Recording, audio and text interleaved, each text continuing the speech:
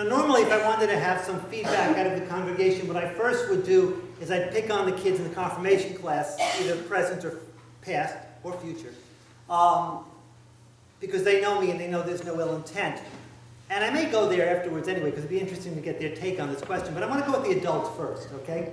But I will start with myself and I will ask any of you who are brave enough to answer. Do you remember in your home growing up certain rules that had to be obeyed? Certain rules to be followed? Yes. Okay, I'll go with, I had a midnight curfew. That was one that I had to obey, which I obeyed in principle a good number of times. There was the rule in high school where Buddha gets walked in the morning by me, Buddha gets walked in the afternoon by my brother. That was infallible and not to be changed. There were certain rules about eating vegetables, which I'm not going to go into. Jim, you have a rule you remember? No, you had to clear your plate. Clear your plate. Yeah.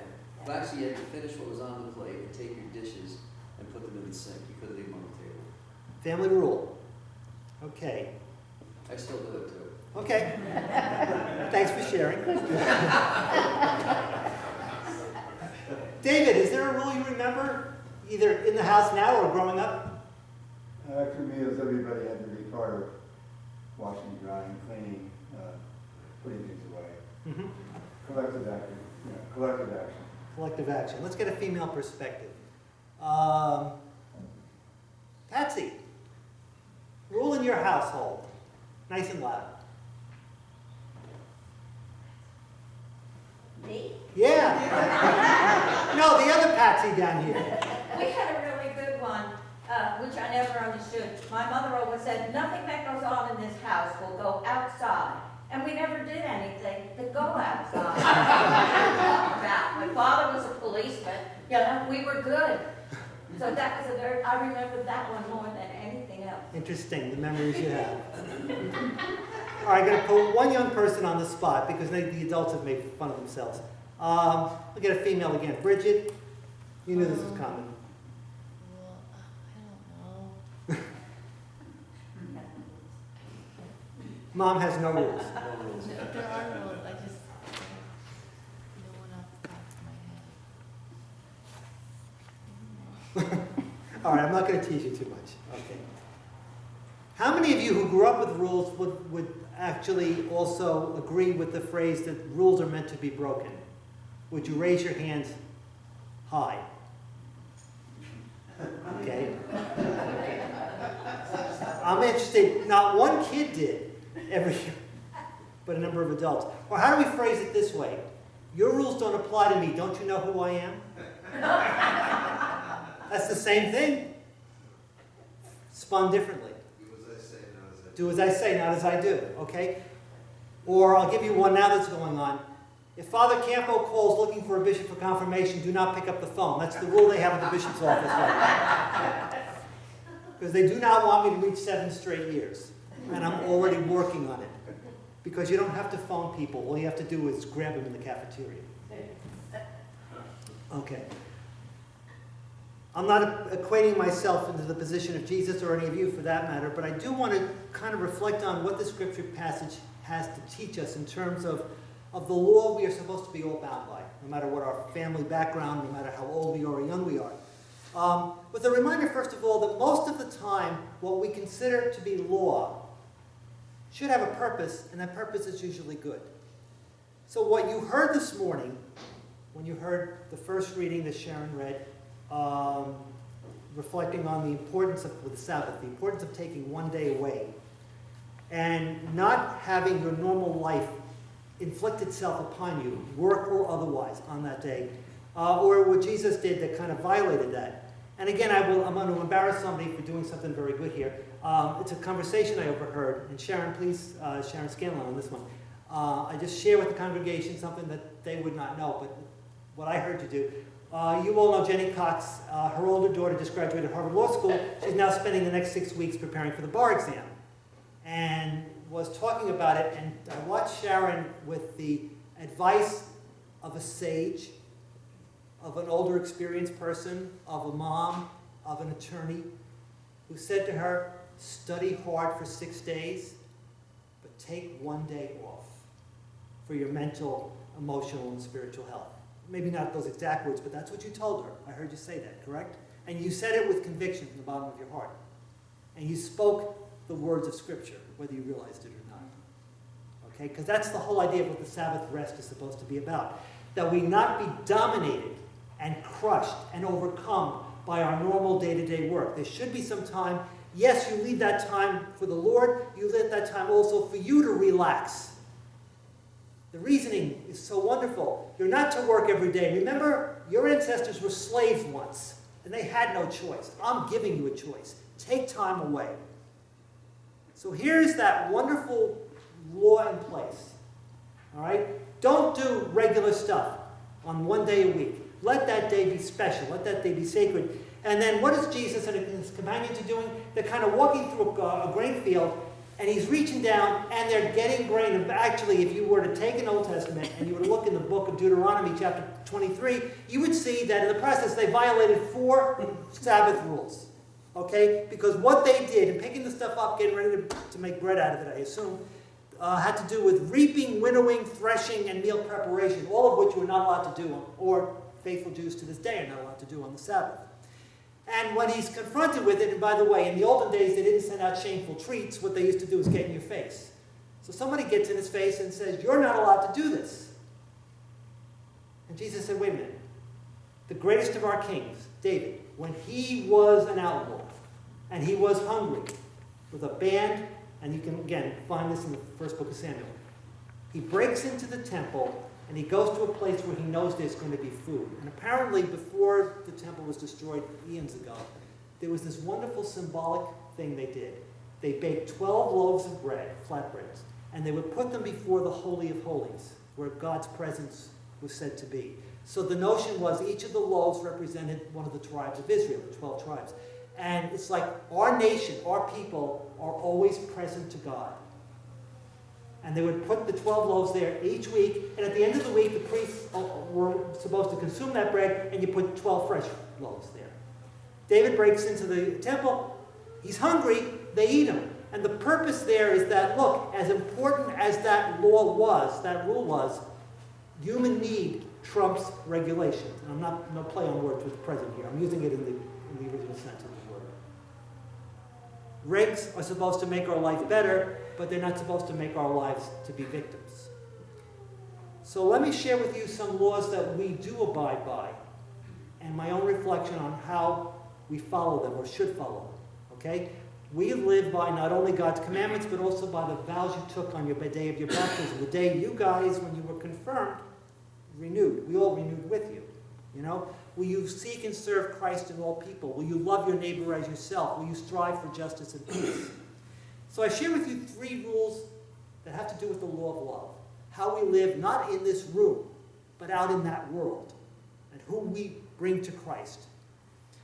We're told and reminded, first of all, that our Christian faith is most of all a relationship with Jesus Christ. If you got anything from the presiding bishop's sermon at the wedding, when he talks about relationship, okay? Our relationship to Christ is the heart and soul of what it means to be a Christian. And while Sunday worship is important, and I am so glad you are here and doing what you are doing, but it can't end here. This is just the beginning. This is just what feeds us. This is what gives us the fuel to go out and do what we're really supposed to do. Because faith is more than worship. And all of the Bible reading and the hymn singing and the hugging during the exchange of the sign of peace and all that stuff counts for nothing if it's only about the rules and the way we live our life in this world. It's all about what we do in that world. And secondly, the law of love says the first claim that any person has on your life is the person in need. That is the person you seek and serve first, the person in need. I shared a story last night, did not go over well at St. Paul's, and I think part of it has nothing to do with no sense of humor. It had to do with the fact that it's kind of unbelievable, and I only can say to you that I'm not bright enough to make this up. So I only just share with you something that happened to me. When I was and by the way, this happened years and decades ago. So don't be looking around to try to figure out who in this church actually said this to me, all right? Because it didn't happen here. I was a very, very young priest. And I was still in the Roman Catholic discipline. And I was the second assistant in the parish, so you're like the bottom of the pecking order. Okay, there's the pastor, the pastor's dog, the housekeeper, and the assistant. That's the order of authority, okay, as it used to be. And I was assigned to, I forget what we call the committee. It's not in-reach, outreach, but it did that kind of work, okay? So I'm the only priest there. The pastor's a day off. I'm meeting with this particular group. The parish secretary comes in and said, there's someone at the door, and they need food for money for food. And I said, well, we don't give out money for food, but we do give food, and I will make a meal. So I excused myself from the meeting, and I said, look, I'll just take care of this because this is more important. I went down, without thinking, went down, and I cooked this person a meal, okay? Went back to the meeting and got yelled at. And I can't remember the exact words because I was too stunned, but the thrust of the complaint was, how are we ever going to do Christ's work in the world if you keep leaving this meeting to go out and doing what you're doing?